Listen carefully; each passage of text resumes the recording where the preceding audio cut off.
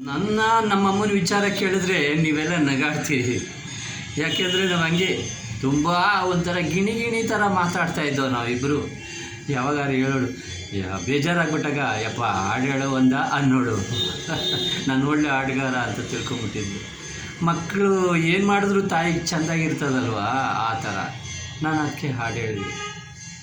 ತಾಯಿನೇ ಆದ್ಯಾವ್ರು ತಂದ ಆಸ್ತಿ ನಮ್ಮ ಬಾಳ್ವೆಗೆ, ಹಸಿವಿನಲ್ಲೂ ಹಬ್ಬನೇ ದಿನವು ನಿತ್ಯ ಉಗಾದೆನೆ, ನನ್ನ ನಿನ್ನ ಪಾಲಿಗೆ ನನ್ನ ನಿನ್ನ ಪಾಲಿಗೆ.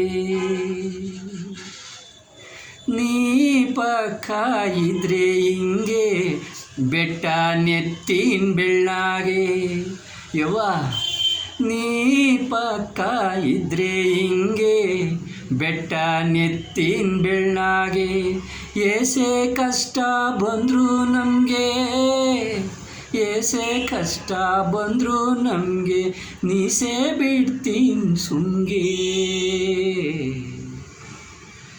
ಈ ದೇಹ ನಿನ್ನದೇನೆ, ನಿನ್ನ ಪೂಜೆ ಹೂವು ತಾನೇ, ಆ ನಿನ್ನ ಪಾದದಾಣೆ ನಿನಗಿಂತ ದ್ಯಾವ್ರ ಕಾಣೆ. ತಾಯಿನೇ ಆದ್ಯಾವ್ರು ತಂದ ಆಸ್ತಿ ನನ್ನ ಪಾಲಿಗೆ.